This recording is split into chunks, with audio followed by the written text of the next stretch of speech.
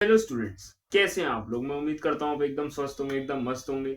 और आज मैं आपके लिए लेके आ गया हूँ एनपीओ का फाइनल वीडियो, जिसके अंदर हम करने वाले हैं पूरा फुल फ्लेज क्वेश्चन। जिस तरीके का क्वेश्चन आपके एग्जाम में आता है उस तरीके का क्वेश्चन आज हम करेंगे। तो चलिए जल्दी से हम शुरू करते हैं।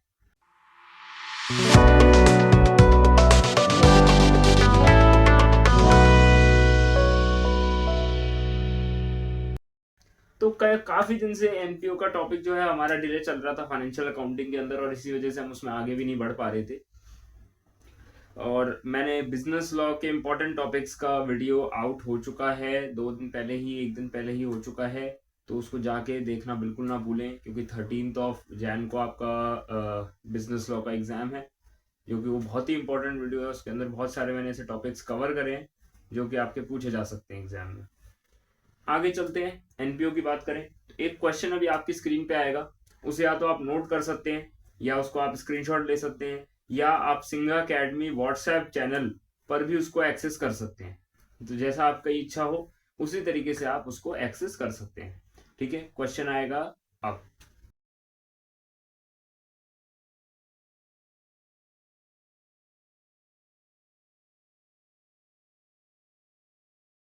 उम्मीद कर रहा हूं आपने क्वेश्चन नोट कर लिया होगा। अब फटाफट से उसको हम सॉल्व करना शुरू करते हैं। तो सबसे पहले अब हमें रिसीट्स एंड पेमेंट अकाउंट दे रखा है। किसका दे रखा है? हमें दे रखा है राजधानी चैरिटेबल ट्रस्ट का। हमें रिसीट एंड पेमेंट अकाउंट दे रखा है। अब इसी पेमेंट रिसीट अकाउंट से हमको क्या बनाना है? Income and payment account. And इसी से हमें बनाना है क्या? Balance sheet. ठीक है, तो चलिए जल्दी से मैं आपके लिए फॉर्मेट बना देता हूँ इनकम एंड एक्सपेंडिचर अकाउंट का।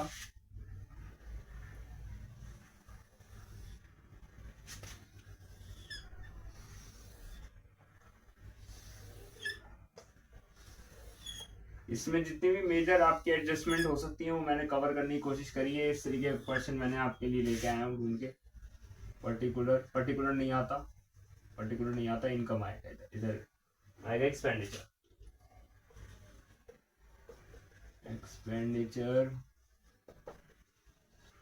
Rupees, income and expenditure account. Exam में आप पूरा लिख के आइएगा। For the year ended,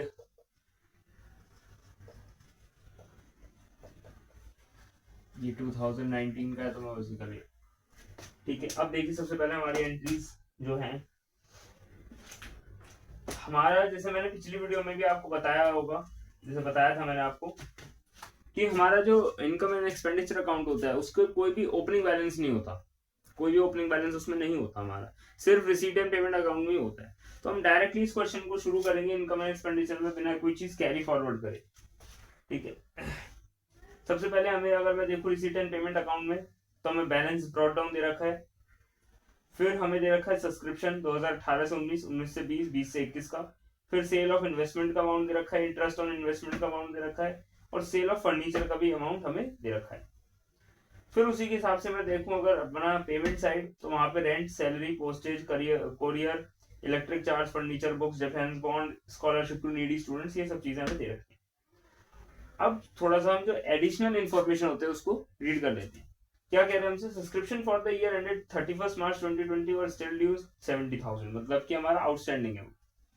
interest due on defence bond was 70,000। अब interest due on defence bond, अगर मैं देखूं डिफेंस बॉन्ड, सो हमारे वो पेमेंट का एक वो है। तो पेमेंट हमने करी होगी डिफेंस के बॉन्ड्स खरीदने में। डिफेंस बॉन्ड्स होते हैं, कोई पर्टिकुलर टाइप्स ऑफ बॉन्ड्स होते हैं जिनको हमने खरीदा होगा, तो उसके ऊपर जो इंटरेस्ट है वो अभी तक हमें नहीं मिला है। तो ये आउटस्टैंडिंग इनकम है, जिसको हम बोलते हैं एक्रूड इनकम। ठीक है, book value of investment sold was 8 lakh rupees. ठीक है, जो हमारी जो इन्वेस्टमेंट हमने सेल करी उसका जो बुक वैल्यू था वो 8 लाख रुपीज था, और 3 लाख रुपीज अभी भी हमारे पास इन्वेस्टमेंट बची हुई है।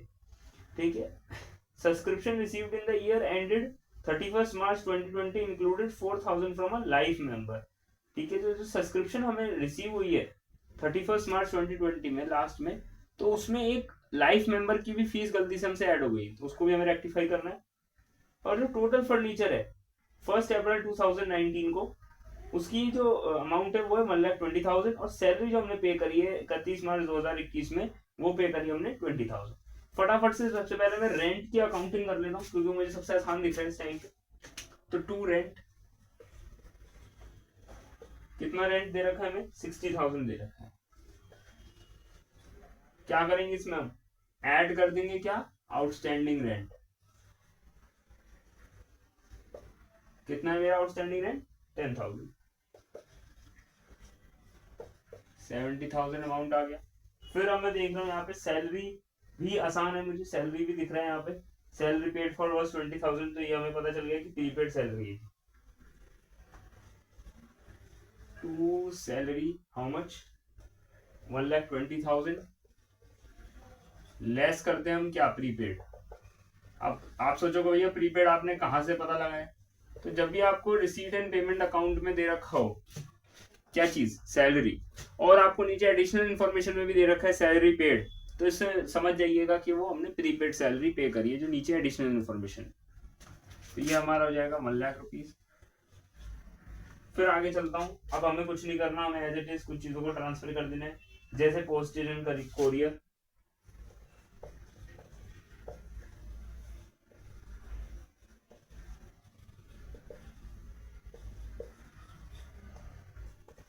फिर मैं बात करूं इलेक्ट्रिसिटी चार्जेस।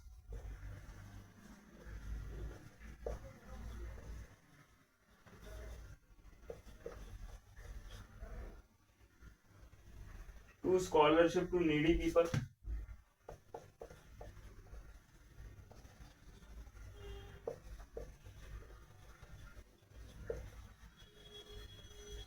How much? 2,20,000। फिर अब मैं इनकम साइड आ जाता हूँ, तो सबसे पहले मैं सब्सक्रिप्शन की एंट्री कर लेता हूँ। तो बाय सब्सक्रिप्शन, कितनी सब्सक्रिप्शन है मेरी टोटल में? अगर मैं तीनों फाइनेंशियल ईयर्स को देखूं, 18, 19, 19, 20 और 2020 से 2021, तो टोटल मेरा 9,00,000 कितना है? 9,10,000। बट इस 9,10,000 में मैं क्या इस साल का कंसीडर करूंगा क्या? नहीं करूंगा, क्योंकि मैं अकाउंटिंग किसके लिए कर रहा हूँ? 31 मार्च 2020 के लिए। ठीक है, मैं किसके लिए कर रहा हूँ? 31 मार्च की तारीख को मैं बैलेंस शीट वगैरह बना रहा हूँ, ये सब बना रहा हूँ, राइट। तो मैं इसके अंदर 20 से 21 वाला नहीं लूंगा, क्योंकि मैं अभी इसको अकाउंट कर रहा हूँ। ठीक है, 8,30,000 ही लूंगा सर। 20 से 21 वाला क्यों नहीं लिया मैंने? क्योंकि वो 1 अप्रैल 2000 उसमें शुरू होगा। अब भैया ये पहले कैसे आ गया sir? Receipt and payment account में पहले कैसे आ गया? प्रीपेड। प्रीपेड हो सकता है, मैंने बताया था आपको, बट भैया प्रीपेड तो आता ही नहीं है। बिल्कुल सही बात है, बिल्कुल सही बात है। देखो ऐसा होता है कि हम बना रहे 31 मार्च 2020 को, और इन्होंने हमें दे रखा है क्या चीज? हमें दे रखा है इन्होंने कौन से साल के लिए? हमें इन्होंने दे रखा है 2021 के लिए, मतलब कि 1 अप्रैल 2020 टू 31 मार्च 2021 के लिए हमें इन्होंने दे रखा है। ठीक है, तो जो ये 30,000 है, ये सब्सक्रिप्शन रिसीव्ड इन एडवांस है हमारी। मैंने जैसा आपको बताया कि एडवांस है, प्रीपेड नहीं है, एडवांस है। ठीक है, इसलिए हमने इसको यहाँ लिखा है। ठीक है, फिर सब्सक्रिप्शन, अब इसमें ऐड क्या कर दूंगा मैं? हमारी आउटस्टैंडिंग सब्सक्रिप्शन थी मेरी 70,000। फिर लेस कर दूंगा इसमें जो लाइफ मेंबर वाला जो था ना, मैंने बताया था अभी आपको कि लाइफ मेंबर की भी फीस इसमें गलती से ऐड हो गई। ठीक है, तो 4,000 वो भी मैं इसमें से माइनस कर दूंगा। लाइफ मेंबर फी कितनी थी? 4,000। तो इसको मैं अगर मैं इसको कैलकुलेशन करूं तो ये आएगा 8,96,000। फिर gain on sale of investment. भैया सेल ऑफ इन्वेस्टमेंट पे गेन कैसे निकालूंगा मैं? तो सिंपल सी चीज हमें दे रखी है कि 9,00,000 रुपए की हमारी गई थी। ठीक है, 9,00,000 रुपीज की हमारी इन्वेस्टमेंट थी जो सेल हुई है, और हमारी उसकी बुक वैल्यू कितनी थी? 8,00,000 रुपीज। तो हमारा गेन कितने का हुआ? 1,00,000 रुपीज का, right. By gain on sale of investment, यहीं पे शो कर देंगे 9 लाख माइनस 8 लाख, 1 लाख रुपीज। फिर बाय इंटरेस्ट ऑन इन्वेस्टमेंट, अब जो हमारा इंटरेस्ट ऑन इन्वेस्टमेंट हमें दे रखा है पहले से रिसीट एंड पेमेंट अकाउंट में, उसको हम एज इट इज ट्रांसफर कर लेंगे। कितना है 20,000। फिर बाय गेन या profit on sale of furniture, देखो हमने फर्नीचर भी सेल किया है। देखो total furniture on 1 April 2019 was 1,20,000 और ऊपर हमें दे रखा है sale of furniture book value 30,000, तो इसका मतलब 2,000 का हमें प्रॉफिट हुआ है। तो by gain on sale of furniture, देखो आप ऐसे भी कर सकते हो, यहाँ पे लिखते by gain on sale of fixed asset, investment इतना, फिर फर्नीचर इतना और डायरेक्ट लिख देते। मैं अलग अलग कर रहा हूँ, कैसे भी कर सकते हो आप, ठीक है। फर्नीचर कितना, gain on sale of furniture कितना 2,000, कैसे भैया कैसे आया, ये 32,000 की हमारी फर्नीचर था और 30,000 में हमने उसको भेज दिया, ठीक है। तो 2,000 का हमारा गेन आ गया। अब मैंने बताया था आपको एक इंटरेस्ट हमें मिला था डिफेंस बॉन्ड्स पे, वो भी इधर ही आ जाएगा। By interest on accrued interest, accrued क्यों, पहले हमें मिल गया है। By accrued interest on defence bonds, how much 70,000। अब मैं दोनों साइड्स का निकाल लूंगा, क्या निकाल लूंगा, सम निकाल लूंगा। तो मैं जब इधर वाली साइड को ऐड करूंगा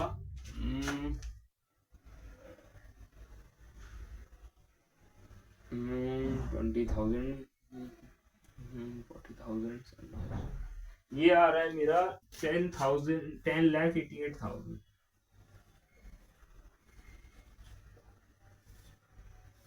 ठीक है। और मैं जब इसको कैलकुलेट करूंगा 1,17,000, 1,00,000, तो अब देखो ये इसमें से ये जो अमाउंट आ रहा है मेरा, मैं भी इसको यहीं पे ये सेम लिख दूंगा। तो ये मेरा इधर आना चाहिए कितना, मेरा जो एक्सेस है टू सरप्लस मेरा आ रहा है यहाँ पे, टू सरप्लस वो मेरा आ रहा है यहाँ पे 6,35,000, ठीक है।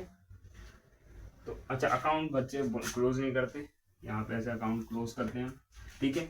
तो इसका स्क्रीनशॉट आपको सिंगा अकेडमी व्हाट्सएप चैनल पे मिल जाएगा, आप यहाँ से लेना चाहते हो तो आप यहाँ से भी ले सकते हो डायरेक्ट, ठीक है। ये हमारा बन गया इनकम एंड एक्सपेंडिचर अकाउंट। अब हम बनाएंगे इसके बाद बैलेंस शीट, ठीक है। चलिए फटाफट से मैं आपके लिए इरेज कर देता हूँ और बैलेंस शीट बनाते हैं। तो जैसा कि आप देख सकते हैं बोर्ड हो गया क्लीन, अब फटाफट से बैलेंस शीट बनाते हैं।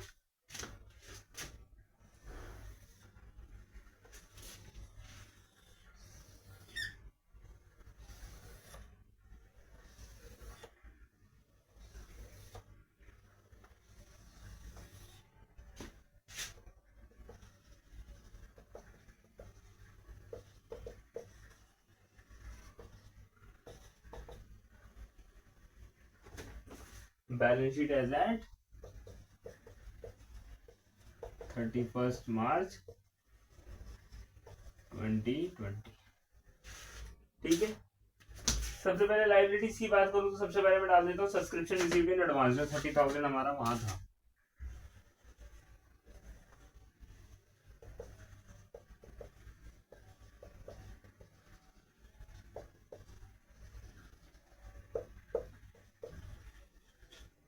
$70,000। फिर लाइफ मेंबरशिप फी जो गलती से हमने कैपिटलाइज कर दी थी 4,000, ठीक। फिर मेरा आउटस्टैंडिंग रेंट आ जाएगा,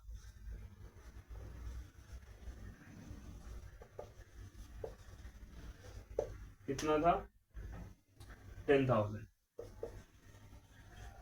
subscription received in advance was 30,000, sorry. फिर आगे चलते हैं, कैपिटल फंड वर्किंग नोट्स में हमने निकाला है, तो कैसे निकाला है हमने, अब कैपिटल फंड को ये भी जानना हमारे लिए बहुत जरूरी हो जाता है। बट वो मैं अभी आपको नहीं बता रहा, मैं आपको बताऊंगा अभी। पहले एसेट साइड को कंप्लीट करने के बाद फिर मैं आपको बताता हूँ कि हमने कैपिटल फंड कैसे निकालेंगे, हम कैपिटल कैसे निकलता है वो मैं आपको बताता हूँ। ठीक है, सबसे पहले हम एसेट साइड में cash in hand, cash at bank जो हमें दे रखा है किसमें, रिसीट एंड पेमेंट अकाउंट में। ठीक, क्लोजिंग में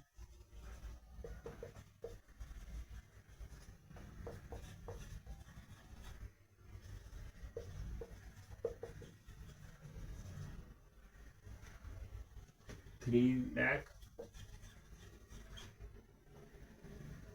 subscription outstanding,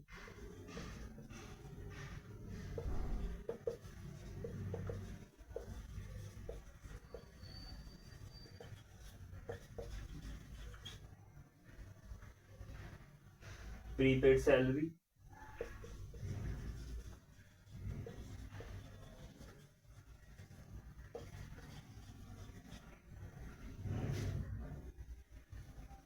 accrued interest on defense bonds,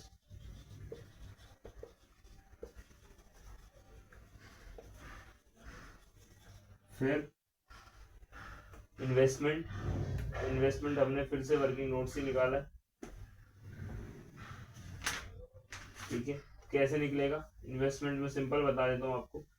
investment हमारी जो थी वो बुक्स के अंदर हमारी दे रखी थी 9 लाख रुपीज की, सेल करी हम, जिसकी बुक वैल्यू 8 लाख रुपीज थी, राइट। और 3 लाख की इन्वेस्टमेंट अभी भी हमारे हाथ में ही है, तो इसका मतलब 8 लाख प्लस 3 लाख हमारी 11 लाख की इन्वेस्टमेंट थी। ठीक है, कैसे पता चला कि हमें एडिशनल इंफॉर्मेशन में दे रखा है कि 8 लाख रुपीज हमारा बुक वैल्यू है इन्वेस्टमेंट का जो हमने बेचा है, प्लस 3 लाख अभी भी हमारे पास बच गए स्टिल इन हैंड, तो इसका मतलब 8 + 3 हमारे पास 11 लाख की टोटल इन्वेस्टमेंट थी अकॉर्डिंग टू बुक वैल्यू।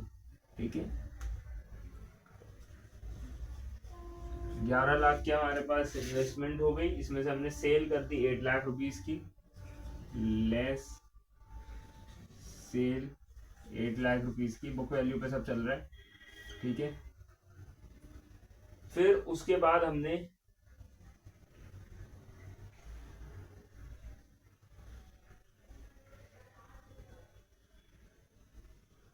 ठीक है हमने ये कर दिया, तो ये आ जाएगा 11 और 8 ये आ जाएगा 3 लाख रुपीज, इधर वही चीज़ है जो लिखा हुआ है। फिर बुक्स हमने रिसीट एंड पेमेंट अकाउंट में बुक्स ली थी, वो भी हमारी एक एसेट की तरह कंसीडर होती है। ठीक है, तो 30,000 वो।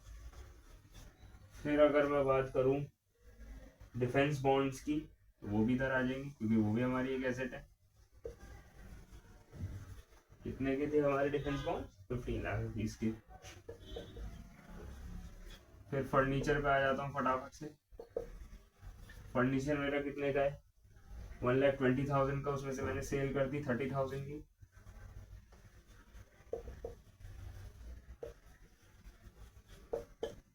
फिर मैंने उसको क्या करा, उसमें परचेज भी करी मैंने 2 लाख रुपीज की, देखो लिख रहा है क्वेश्चन में additional information,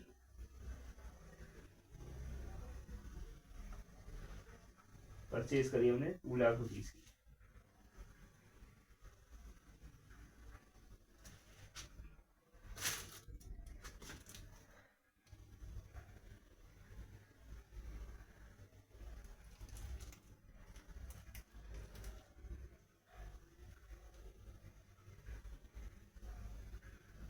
to lakh rupees की रिसीट एंड पेमेंट अकाउंट में लिख रहा है हमने परचेज करी हुई है, तो एड परचेज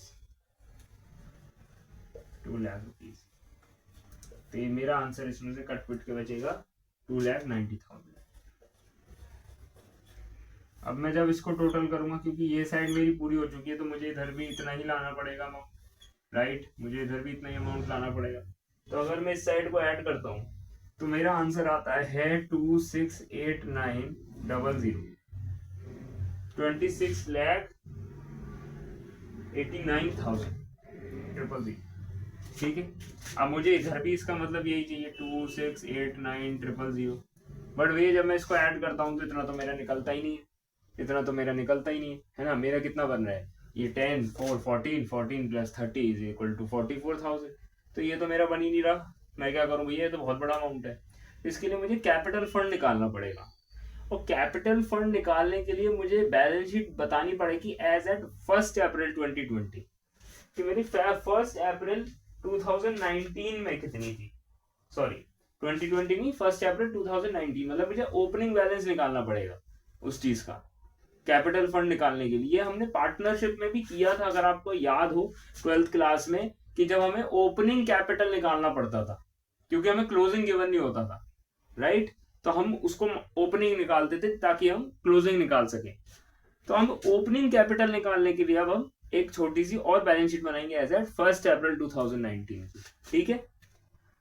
तो इसका फटाफट से आप स्क्रीनशॉट ले सकते हैं, सिंघा अकेडमी से आप इसको कर लीजिएगा एक्सेस, और यहां पर थोड़ी सी जगह छोड़ दीजिएगा, ठीक है। चलिए,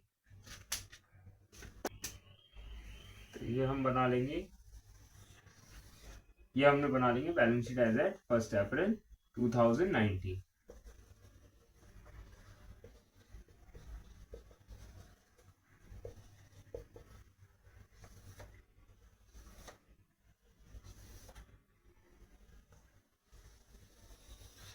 अब मैंने यहाँ पे जगह इसलिए छोड़ दी ताकि आप इसके नीचे में जो एंट्री करूंगा आप लिख सके, ठीक है।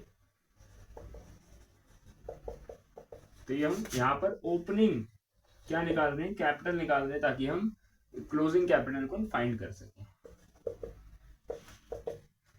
देखिए, अब सबसे पहले हमारा देखिए ओपनिंग में हमें क्या दे रखा है, रिसीट एंड पेमेंट अकाउंट में कैश इन हैंड और कैश एट बैंक। फटाफट इसको डाल देता हूं, cash in hand cash at bank. भाई कैश इन बैंक भी तो हो सकता है बट कैश एट बैंक ये होता है, इन भी तो हो सकता है बट फर्क हो जाता है। तो 1,40,000, 6 लाख, ठीक है। फिर उसके बाद मेरा कितना था, अब मेरा आउटस्टैंडिंग सब्सक्रिप्शन था, भैया कहां से पता लगेगा मुझे, देखो मेरा जो 18-19 है उसमें 50,000 लिख रहा है, तो जो पिछले साल का एडवांस होता है वो इस साल का मेरा क्या हो जाता है, आउटस्टैंडिंग बन जाता है।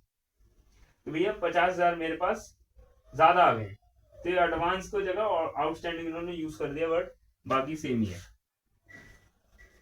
Outstanding subscription. क्यों है ये आउटस्टैंडिंग, क्योंकि इसकी अक्रूड मैं कह सकता हूं एक तरीके से अक्रूड है, क्योंकि ये हमें मिल गया है इसका पैसा बट हमने अभी सब्सक्रिप्शन नहीं दी है। तो 50,000 का ये है। फिर हमारे पास फर्नीचर का मुझे दे रखा है, क्या क्या दे रखा है मुझे फर्नीचर का, मुझे दे रखा है एडिशनल इंफॉर्मेशन में, टोटल फर्नीचर 1 अप्रैल 2019 वाज 1,20,000। तो फर्नीचर का वैल्यू मुझे दे दिया 1,20,000।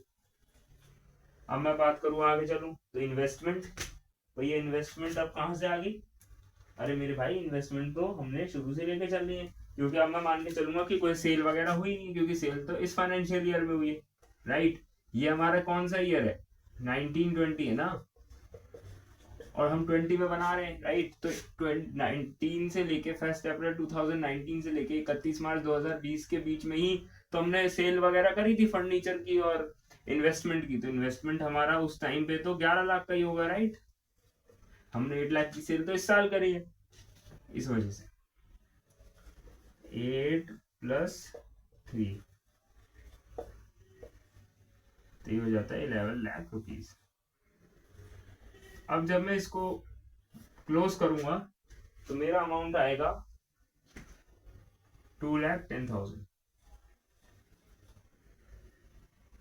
जब मैं 20,10,000, तो अब भैया मेरे पास लाइबिलिटी में कुछ है नहीं है, तो इसका मतलब मैं मान लूंगा कि मेरा कैपिटल फंड, इसका मतलब यहां पर कितना था, by what, by balancing figure, या बैलेंसिंग फिगर सिंपल यहाँ पे बैलेंसिंग फिगर लिखते हैं, बाय कुछ नहीं लगाते, बैलेंसिंग फिगर कितना आ रहा है मेरा यहाँ पे 20,10,000।